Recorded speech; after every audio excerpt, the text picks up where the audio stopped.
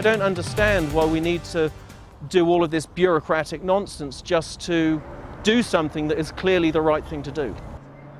A group of homeowners called the Team 10 troubleshooter after their fight to save water was blocked by red tape. Troubleshooter Kristen Severance joins us now. Yeah, and Kristen, they say that the agencies that should be helping them are actually holding them up. Yeah, this group is trying to take on a huge project that would cut their water usage down to 5%. But time is running out. They have to get the plan in by the end of June, or they miss out on a possible $25,000 rebate by the state.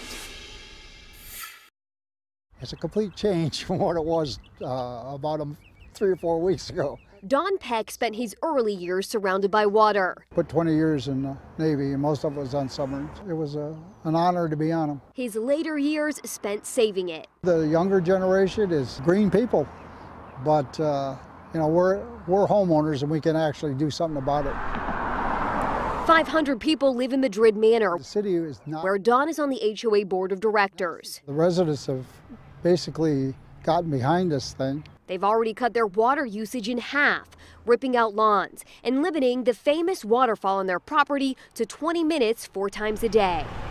Now it's time to tackle the biggest water waster on their property. There will be no more grass. The 12,000 square foot strip in front of the park along Del Norte Parkway sucks up a ton of water.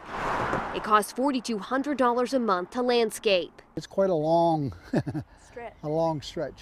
The board all agreed replacing this grass with rocks would be the perfect solution. The only thing, they had to have a plan done to get the rebate by June 30th. I just think it's an important thing to do. Barney Dresman is in charge of the project at Madrid Manor. His first call was to the city of San Marcos. And they came back and said, oh no, we'd love you to do it, but... They had to cut through this red tape.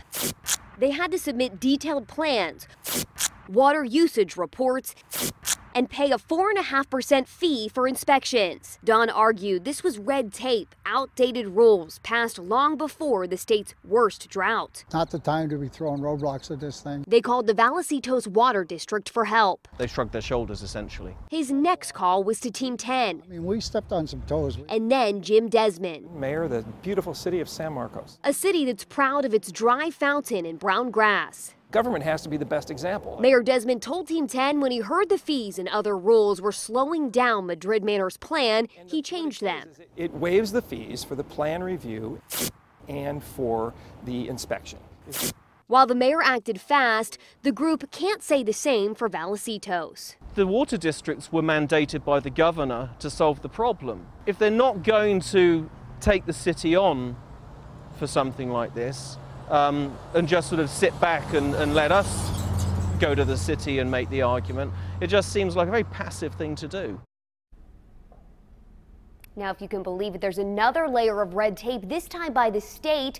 So the plan was submitted by the June 30th deadline, but they need to make sure it follows this 22-page guideline called WELO. I'm going to post it on 10news.com for you to read for yourself. Now, the Vallecito's Water District told me they're there for residents, and they did call the city when they heard from Madrid Manor, but of course, Madrid Manor saying they want the districts to do more than just make a phone call. So who decides if they get the rebate? A special district is called the Metropolitan Water District. They were created in 1922. They have $450 million set aside to cover turf replacement projects, but that might not even last until the end of next summer. You know, so many projects, which is good because there's a huge drought. Hopefully that money. Everybody wants to cut back. That's exactly. the good thing. Yeah. All right. Thank you. Kristen.